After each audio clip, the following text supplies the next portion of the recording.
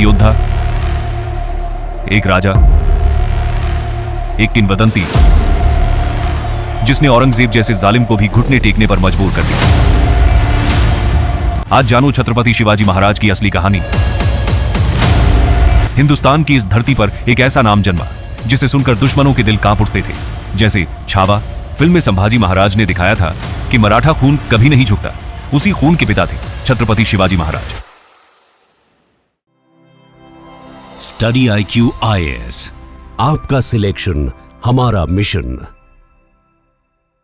आज हम बात करने वाले हैं मराठा एम्पायर की, जिसने 17th सेंचुरी में मुगल एम्पायर जैसे पावरफुल किंगडम के डोमिनेंस को चैलेंज करने का काम किया। 1658 में पावर में आए मुगल एम्परर औरंगजेब ने रैपिडली एम्पायर का एक्सपेंशन और तेजी से चालू किया और उनके दौर में मुगल एम्पायर अपने चरम पर पहुंच गया। औरंगजेब के एक्सपेंशनिस्ट एजेंडा में सबसे इंपॉर्टेंट एरिया डेक्कन माना जाता है, लेकिन यहां मराठास का रिबेलियन औरंगजेब की डेक्कन पॉलिसी के लिए सबसे बड़ा चैलेंज था।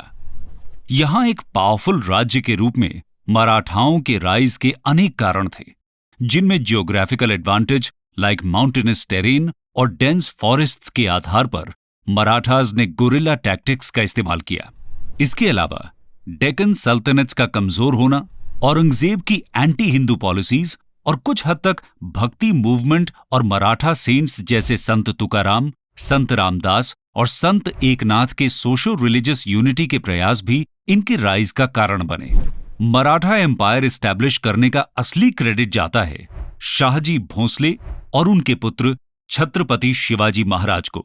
छत्रपति शिवाजी महाराज का महाराष्ट्र की यूनिटी, एम्पायर बिल्डिंग और सिटीजन वेलफेयर में जो इमेंस रोल था, उसके चलते आज भी महाराष्ट्र में उनकी ग्रेटनेस की कहानियां वहां के संगीत और फेस्टिवल्स में सुनी जा सकती हैं। इस वीडियो में हम देखेंगे मराठा एम्पायर के एवोल्यूशन को और बात करेंगे कि कैसे छत्रपति शिवाजी महाराज ने रेवोल्यूशनरी नेशन बिल्डिंग एक्टिविटीज के साथ एक नया इतिहास रच दिया। ओरिजिन। दोस्तों, 7th सेंचुरी के बिगिनिंग में मुगल्स नॉर्दर्न डेक्कन प्लेटो तक एक्सटेंड कर चुके थे। इसी के साथ डेक्कन सल्तनत 5 सल्तनत में डिवाइडेड था। अहमदनगर अंडर मलिक निजाम शाह, बेरार अंडर फतुल्ला इमादुल मुल्क, बिदर अंडर कासिम बारिद, बीजापुर अंडर आदिल शाह और गोलकोंडा अंडर कुतुबुल मुल्क। मराठास मराठी भाषा बोलने वाले पेजेंट वॉरियर ग्रुप को कहा जाता था, जो वेस्टर्न डेक्कन प्लेटो में लोकेटेड थे। Initially Marathas commander in chief और मनसबदार के रूप में बीजापुर और अहमदनगर सल्तनत में सर्व करते थे। इनमें सबसे इंपॉर्टेंट क्लैन था भोंसले क्लैन, जिनके बारे में अब हम बात करेंगे। आइए जानते हैं कहानी शाहजी भोंसले की। Shahji Bhonsle from 1594 to 1664। शाहजी भोंसले का जन्म 1594 में अहमदनगर सल्तनत के जनरल मालोजी भोंसले के यहां हुआ। मालोजी को अहमदनगर रूलर ने पुणे और सुपे डिस्ट्रिक्ट की जागीर सौंपी थी, जिसे शाहजी भोंसले ने इनहेरिट किया। शाहजी भोंसले भी अहमदनगर में मिलिट्री चीफ बने, लेकिन अहमदनगर मुगल्स और बाकी डेक्कन सल्तनत्स के बीच परपेचुअल कॉन्फ्लिक्ट्स के चलते शाहजी भोंसले ने सिचुएशन के हिसाब से स्मार्टली साइड्स चेंज किए, कभी मुगल्स के साथ, कभी अहमदनगर तो कभी बीजापुर के साथ। ये शाहजी भोंसले का अपनी ऑटोनॉमी असर्ट करने का एक तरीका भी था। मुगल एम्परर शाहजहां डेक्कन प्लेटो कैप्चर करना चाहते थे, जिसके लिए उन्होंने शाहजी भोंसले के साथ अलायंस कर जुन्नार और संगमनेर कैप्चर किया। लेकिन 1632 में मुगल्स ने उनकी जागीर छीन ली और शाहजी भोंसले ने बीजापुर सल्तनत ज्वाइन कर पुणे और सुपे डिस्ट्रिक्ट को फिर से अपने कंट्रोल में लिया। इससे नाराज होकर 1634 के बैटल ऑफ परेंडा में मुगल्स ने शाहजी भोंसले लेड बीजापुर आर्मी को डिफीट किया। इसी के बाद 1636 में Mughal Bijapur peace treaty sign हुई, जिसके तहत शाहजी भोंसले को माहुली, जुनार एटसेट्रा को मुगल्स को देना पड़ा और वो खुद बीजापुर के साउथ में भेज दिए गए। वो पूना की जागीर कलेक्ट कर सकते थे, पर वहां रह नहीं सकते थे, नतीजतन उन्होंने पूना की जागीर अपनी पत्नी राजमाता जीजाबाई और बेटे छत्रपति शिवाजी महाराज के नाम कर दी। छत्रपति शिवाजी महाराज इन्फेंट थे, इसलिए उनके बिहाफ में दादाजी कोंडादेव जागीर कलेक्ट करते थे। यहीं से हम देख सकते हैं कि किस तरह छत्रपति शिवाजी महाराज के पिता ने उनका मार्गदर्शन किया और उन्हें डेक्कन प्लेटो की पॉलिटिक्स में इन्वॉल्व रखा। तो आइए अब हम छत्रपति शिवाजी महाराज के राइज को समझते हैं। Rise of Chhatrapati Shivaji Maharaj 1630 to 1680। Chhatrapati Shivaji Maharaj का जन्म पूना के पास शिवनेर फोर्ट में 19 फरवरी 1630 को हुआ था। उनके गार्डियन और टीचर दादाजी कोंडादेव और समर्थ गुरु रामदास थे। 1647 में दादाजी कोंडादेव के देहांत होने पर पूना की जागीर का एक्चुअल कंट्रोल उनके पास आया।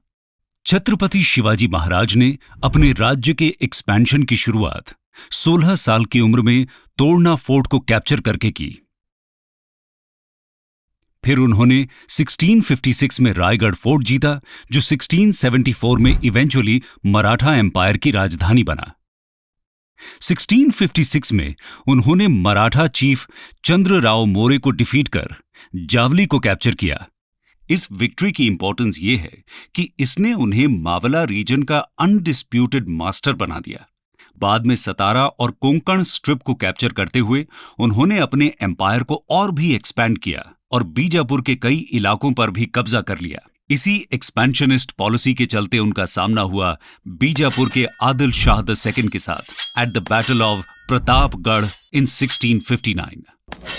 Battle of Pratapgarh. दोस्तों, बीजापुर के सुल्तान आदिल शाह II छत्रपति शिवाजी महाराज की एक्सपेंशनिस्ट पॉलिसी से काफी परेशान थे और उनके इन्फ्लुएंस को रोकने के लिए उन्होंने सरदार अफजल खान को भेजा।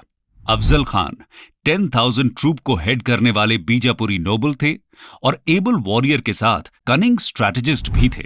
अफजल खान और छत्रपति शिवाजी महाराज की मीटिंग में एग्जैक्टली क्या हुआ, उस पर कई नैरेटिव्स हैं। कहते हैं कि अफजल खान मैसिव आर्मी के साथ प्रतापगढ़ पहुंचे और उन्होंने छत्रपति को पर्सनल मीटिंग के लिए बुलाया और प्रॉमिस किया कि बीजापुर ट्रीजन के लिए उन्हें माफ किया जाएगा। लेकिन छत्रपति कन्विंस थे कि ये एक ट्रैप था। उन्होंने ये कंडीशन रखी कि दोनों के पास कोई आर्म्स और सोल्जर्स नहीं होंगे, साथ में सिर्फ एक अंगरक्षक होगा। उन्होंने प्रोटेक्टिव शील्ड पहना और राइट हैंड में एक वेपन छुपा लिया। कुछ ही दिनों में उनकी मुलाकात हुई और गले मिलने के बहाने अफजल ने उन पर कटार से हमला किया, पर शील्ड के कारण छत्रपति शिवाजी महाराज बच गए। फिर छत्रपति ने अपने वेपन से अफजल को मार गिराया और उनके सोल्जर्स को डिफीट कर आर्म्स एंड एम्यूनिशंस लूट लिए। इसी लड़ाई को बैटल ऑफ प्रतापगढ़ कहा जाता है। आइए अब जानते हैं छत्रपति शिवाजी महाराज की rivalry with Mughals. The rivalry with Mughals. Deccan में दिल्ली के रूलर्स का इंटरेस्ट काफी पहले से रहा है। इसमें सबसे इंटरेस्टिंग एग्जाम्पल था दिल्ली सल्तनत के मोहम्मद बिन तुगलक का, जिन्होंने अपनी कैपिटल डेक्कन के दौलताबाद में शिफ्ट की थी। औरंगजेब भी डेक्कन में अपना कंट्रोल बढ़ाना चाहते थे और छत्रपति शिवाजी महाराज की बढ़ती शक्ति से घबराकर उन्होंने शाइस्ता खान को डेक्कन का गवर्नर नियुक्त किया। 1660 में शाइस्ता खान ने पूना को कैप्चर कर लिया और उसे अपना हेडक्वार्टर बना दिया। मराठास के पूना एंट्री पर बैन लगा दिया गया, पर मुगल्स लोकल्स के साथ कभी अच्छे रिलेशन नहीं बना पाए। इसका फायदा छत्रपति शिवाजी महाराज ने उठाया। एक रिकॉर्ड के हिसाब से 5 अप्रैल 1663 को एक वेडिंग प्रोसेशन के लिए मुगल्स ने परमिशन दिया था, जिसमें छत्रपति और उनके 400 की ट्रूप्स डिस्गाइज्ड रूप में बाराती बनकर पूना घुस गए और शाइस्ता खान को हरा दिया। कहते हैं कि इस इवेंट में शाइस्ता खान की 3 फिंगर्स को छत्रपति शिवाजी महाराज ने कट कर दिया और ये दिन आज भी शिवतेज दिन के नाम से सेलिब्रेट किया जाता है। हार से हताश औरंगजेब ने शाइस्ता को बंगाल ट्रांसफर कर दिया। 1665 में अंबेर के राजा जयसिंह के नेतृत्व में मुगलों ने मराठाओं पर फिर अटैक किया और पुरंदर फोर्ट कैप्चर कर लिया। यहां ट्रीटी ऑफ पुरंदर साइन किया गया, जिसके तहत छत्रपति शिवाजी महाराज को अपने 35 में से 23 फोर्ट्स सरेंडर करने पड़े। लेकिन मुगल्स की यह विक्ट्री ज्यादा दिन चलने वाली नहीं थी। 4 साल के मिलिट्री प्रेपरेशन के बाद 1670 में छत्रपति शिवाजी महाराज ने मुगलों को फिर से डिफीट कर अपने फोर्ट्स रिकैप्चर किए और मुगल टेरिटरी सूरत को भी अटैक किया। 1674 में जाकर छत्रपति शिवाजी महाराज ने रायगढ़ फोर्ट में छत्रपति टाइटल के साथ अपना राज्य अभिषेक करवाया। इसके बाद 3 अप्रैल 1680 को ingenious state builder Chhatrapati Shivaji Maharaj की मृत्यु हो गई, लेकिन उनकी लेगेसी रही और आज भी है। आइए अब जानते हैं मराठास की एडमिनिस्ट्रेशन के बारे में। मराठा एडमिनिस्ट्रेशन। छत्रपति शिवाजी महाराज एक एबल एडमिनिस्ट्रेटर थे। राजा को असिस्ट करने के लिए काउंसिल ऑफ मिनिस्टर्स या अष्टप्रधान का निर्माण हुआ, जो डायरेक्टली राजा के प्रति रिस्पॉन्सिबल थे। अष्टप्रधान का कॉम्पोजिशन इस प्रकार था। Peshwa head of council of ministers थे, जिन्हें प्रधानमंत्री की उपाधि दी जाती थी। सारे नौबत या सेनापति मिलिट्री कमांडर थे। अमात्य अकाउंटेंट जनरल, वाकेनावीस इंटेलिजेंस, पोस्ट और हाउस होल्ड अफेयर्स, सचिव correspondence, Sumant master of ceremony, न्यायाधीश मुख्य न्यायाधीश की भूमिका निभाते थे और पंडित राव चैरिटी और रिलीजियस एडमिनिस्ट्रेशन के इंचार्ज थे। इसके अलावा छत्रपति शिवाजी महाराज ने अपनी कैवलरी को 2 पार्ट्स में डिवाइड किया। बारगीर्स, जो छत्रपति द्वारा नियुक्त सेना थी जिन्हें स्टेट मेंटेन करती थी, और सिल्हादार्स, इंडिपेंडेंट सोल्जर्स थे जिन्हें नोबल्स मेंटेन करते थे।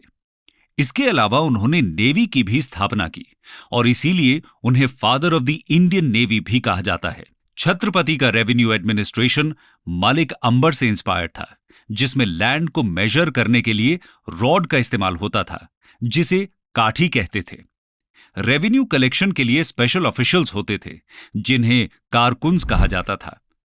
चौथ और सरदेशमुखी इंपॉर्टेंट टैक्सेस थे, जो मराठा किंगडम में नहीं बल्कि नेबरिंग टेरिटरीज से कलेक्ट किया जाता था। चौथा यानी 1/4 ऑफ लैंड रेवेन्यू और सरदेशमुखी यानी additional 1/10 of the land revenue. Jadunath सरकार के अनुसार ये टैक्सेस मराठा आक्रमण से बचने के बदले में दूसरे स्टेट्स जैसे मुगलों के लिए दिए जाते थे। सक्सेसर्स ऑफ छत्रपति शिवाजी महाराज। छत्रपति शिवाजी महाराज के बाद मराठा एम्पायर सक्सेशन डिस्प्यूट्स में उलझ गया। उनके 2 पुत्र संभाजी महाराज और राजाराम के बीच सक्सेशन के लिए संघर्ष हुआ, जिसमें संभाजी महाराज विक्टोरियस हुए। लेकिन 1689 में औरंगजेब ने संभाजी महाराज की हत्या कर दी और मराठा कैपिटल रायगढ़ को कैप्चर कर लिया। औरंगजेब ने संभाजी महाराज के पुत्र शाहू महाराज को हेir डिक्लेयर कर उन्हें बंदी बना लिया। शाहू महाराज के कार्यकाल में ही पेशवाज, जो पहले मराठा एम्पायर के प्रधानमंत्री थे, वो पावरफुल बने, जिनकी बात अब हम आगे करेंगे। पेशवाज में सबसे पहला नाम है बालाजी विश्वनाथ का। 1713 में शाहू महाराज ने बालाजी विश्वनाथ को पेशवा अपॉइंट किया, जिन्होंने पेशवाज को स्ट्रांग बनाया। इन्होंने मुगल कैपिटल में अपनी आर्मी भेज सैयद ब्रदर्स की सहायता भी की थी, इसीलिए मुगल इतिहास में वो किंग मेकर्स भी कहे गए। बालाजी विश्वनाथ ने एक बार फिर से मराठास के इन्फ्लुएंस और पावर को इंक्रीज किया। इसके बाद आते हैं इनके बेटे बाजीराव द फर्स्ट पर।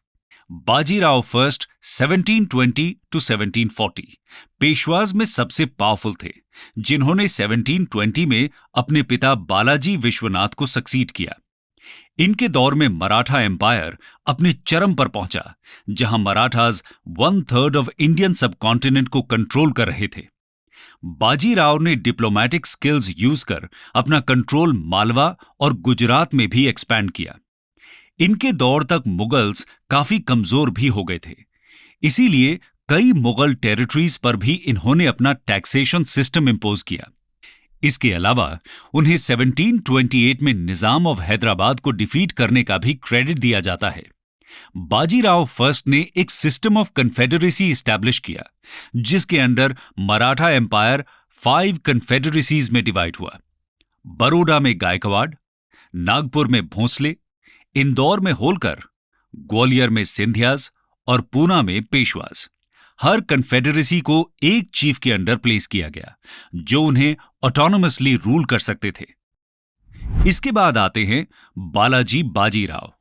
बालाजी बाजीराव ने बाजीराव फर्स्ट को सक्सीड किया।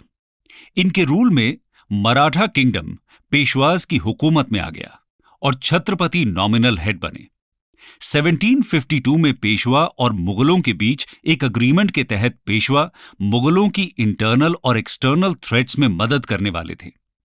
नॉर्थ वेस्टर्न प्रोविंस में चौथ और आगरा अजमेर में रेवेन्यू कलेक्शन की परमिशन के बदले ये एक बड़ा अचीवमेंट था।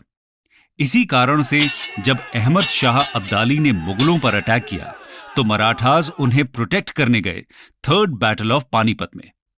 अब्दाली ने अफगानी रोहिल्लाज और अवध के नवाब शुजाउद्दौला की हेल्प से 1761 में मराठास को थर्ड बैटल ऑफ पानीपत में पराजित किया।